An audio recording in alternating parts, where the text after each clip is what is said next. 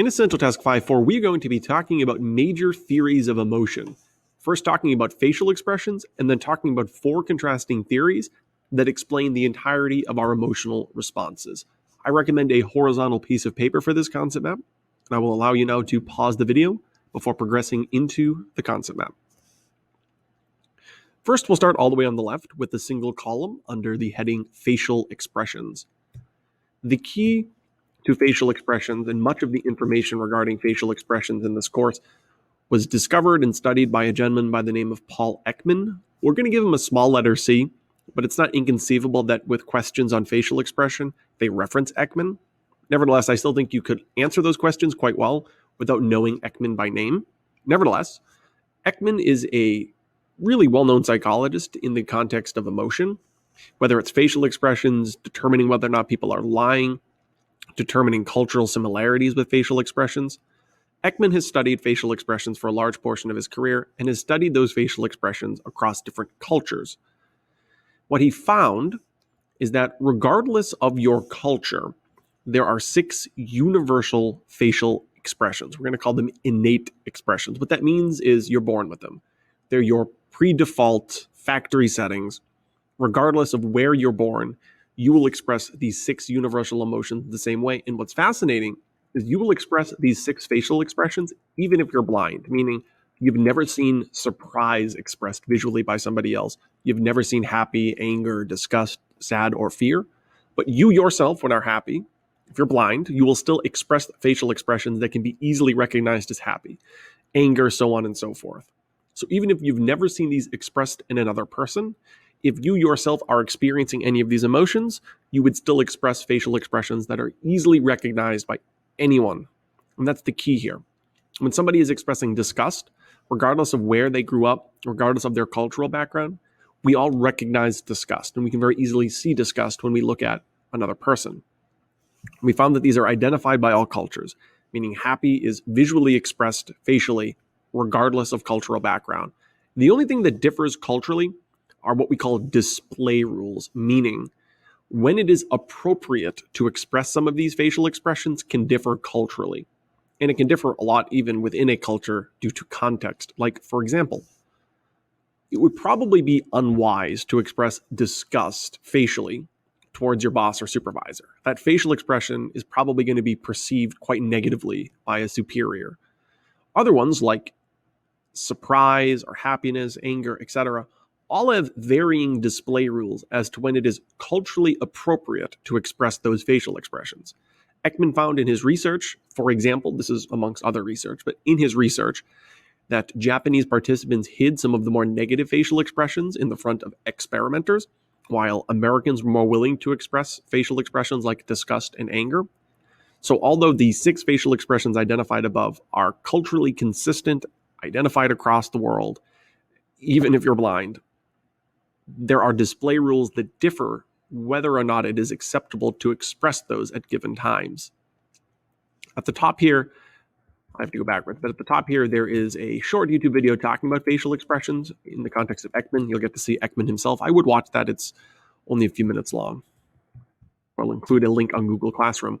I would also watch this short clip. This one's even shorter.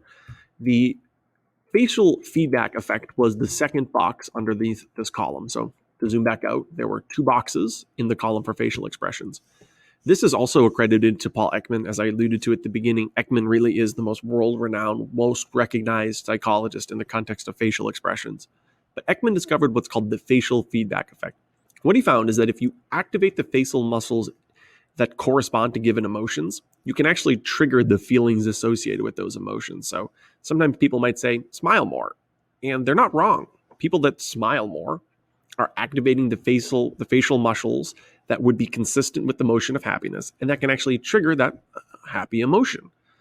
People who are expressing facial expressions that are more consistent with disgust or anger might subsequently begin to feel those feelings, those emotions. So when we talk about facial feedback effect, what we're talking about is the facial muscles in many ways have a feedback loop with our monitoring of emotions. And as a result, in many ways, you can steer yourself towards feeling better by just making it indicated on your face. So smile more. Really, it's more than just sort of a comment that people make. It really is backed up by the science. The more you smile, the happier you're going to be. Those smiles and the activation of the facial muscles consistent with smiling are going to make you feel happy. The remaining of this concept map are the 4 columns that you see left to right here. These are a little bit complicated in the context of how to apply them in FRQs. Luckily, the only one that I could conceivably see as an FRQ is this third bullet, and we'll practice that. Otherwise, some of the other ones are more than likely going to appear as multiple choice questions. But amongst the things that we could talk about this unit, these are up there in terms of how easy they are to flip around with one another. So we'll try our best to break them down, because each of them individually is really simple, but when you have to learn all of them, you can start to flip things back and forth. So we'll try and do it really simple. Each of these 4, the purpose of talking about these, is each of these 4 try to track what happens from the moment something physiologically arousing occurs, like a bear walks into the class, to the moment you feel an emotion. What are the steps involved?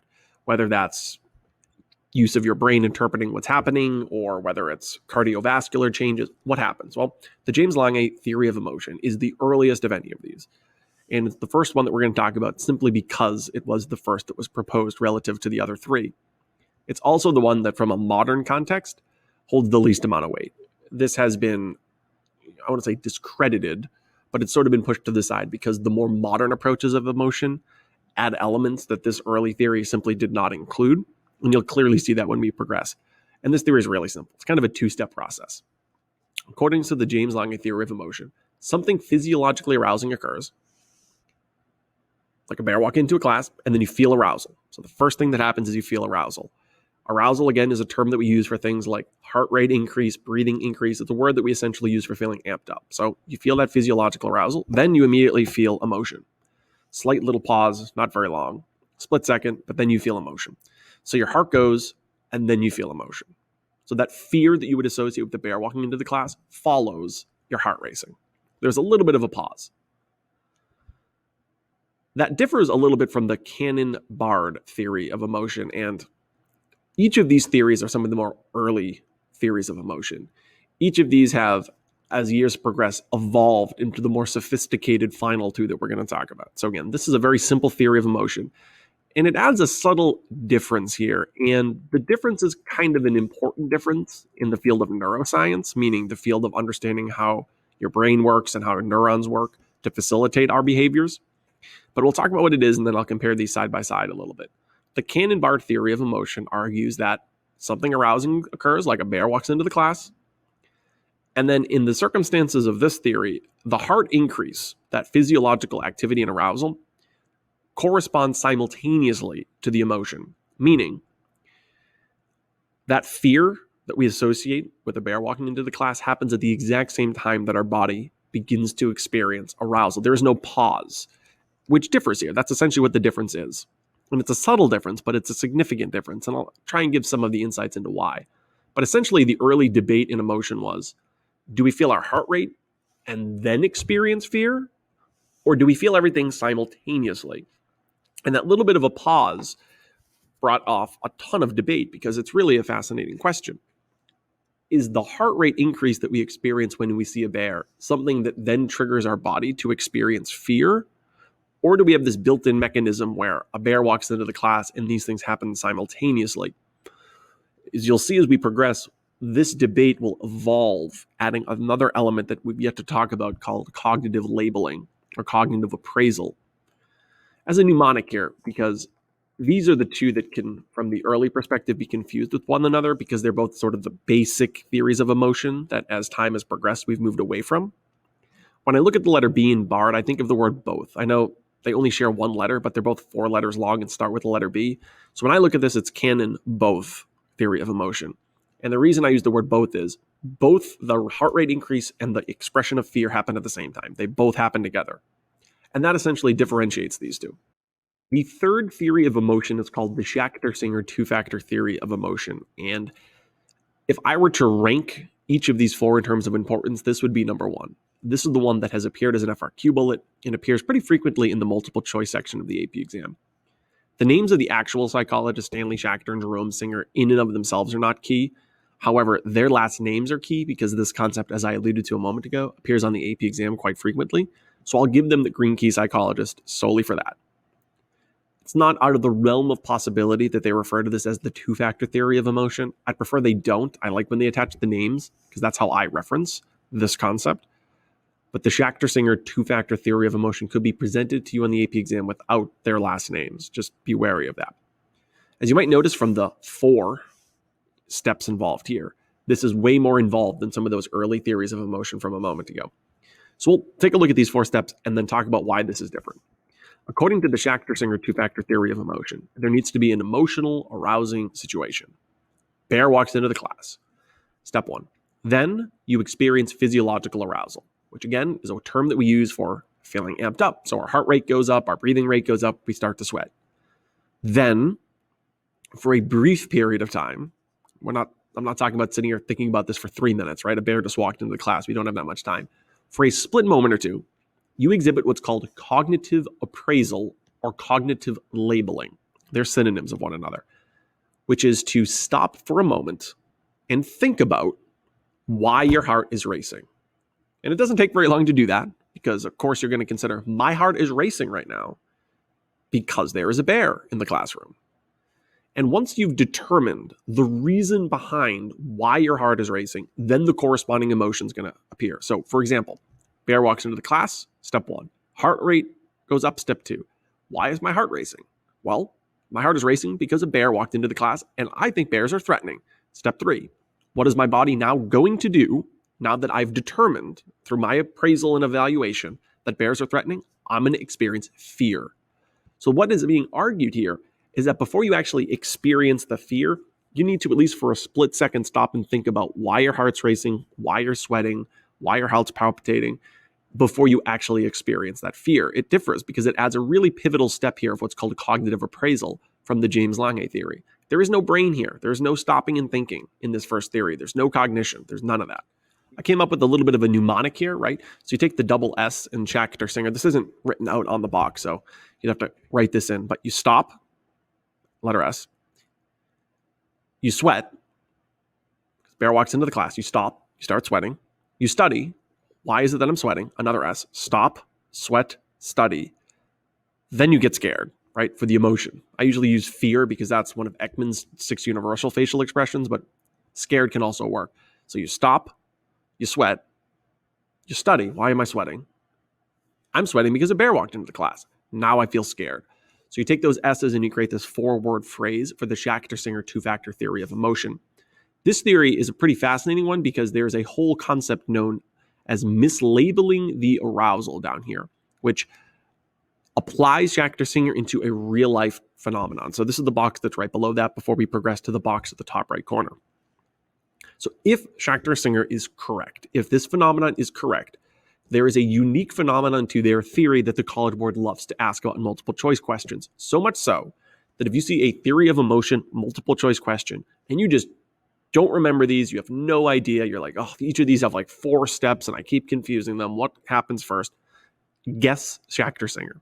I'm just going to give you that default heuristic mental shortcut that if you see a multiple choice question and it seems like a really confusing scenario asking about theories of emotion, this is probably the answer because the Schachter-Singer two-factor theory of emotion uniquely connects to this phenomenon known as mislabeling arousal. So if this is true, and the emotion that we feel is a result of our cognition, what we do to determine the scenario, we could theoretically see the scenario where you're out on a first date, you and the person that you're out with decide to go to an amusement park, and now you two go on a roller coaster. And now as a result of going on the roller coaster, you and the person that you are with are experiencing physiological arousal. Your heart rate's increasing, your breathing rate's increasing, you're feeling physiologically aroused. Well, according to this theory, emotion is a byproduct of thinking about your heart rate increase and your arousal. So let's say you stop for a moment and think, wow, my heart is racing. Why is my heart racing? There's a chance that you or the person that you are with stops and says, my heart must be racing because I like the person that I'm with. Research has shown that partners are going to view one another more favorably if on that first date they do something that is physiologically arousing. So not go to sort of a boring movie or anything, not do something like that, go for a simple walk. Do things like go for a hike, exercise together, go to an amusement park.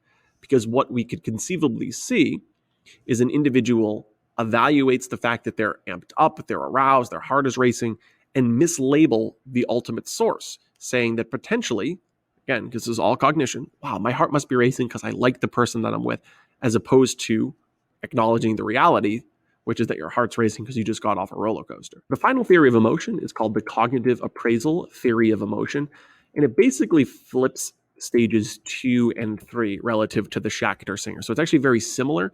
It's just a little bit different. In this circumstance, according to this theory, the bear walks into the class, step 1, and before your heart starts to race, you stop and think, is that a bear? Is that a threatening bear? That is a threatening bear? Okay. I have now labeled that stimulus, that bear, is threatening to my life. Now that I've determined that it is threatening, now my body will respond accordingly. So the moment of cognition doesn't occur after your heart's racing. It happens before your heart starts to race. So it's a really subtle difference. And I know if you look at these side by side, you're going to say, like, really? That's the difference? That's the really subtle difference between the Schachter-Singer and the cognitive appraisal theory. That instead of thinking about heart racing, you're thinking about you're thinking about the situation. You're not thinking about the physiological arousal.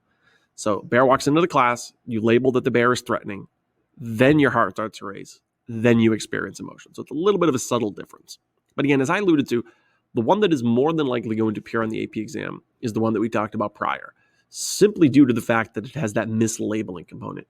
In this case, this one that we're looking at now, this last box of the unit, there really is no ability to mislabel. If a bear walks into the class, it is threatening. Like, you're not going to mislabel that. The other phenomenon, though, when you have to determine why your heart is racing, you could very, very likely incorrectly label that your heart is racing for one reason over the other. That does not happen with this one. So the fact that 2 and 3 is flipped makes it so that the one that we're currently looking at, the cognitive appraisal theory, is not vulnerable to that mislabeling effect.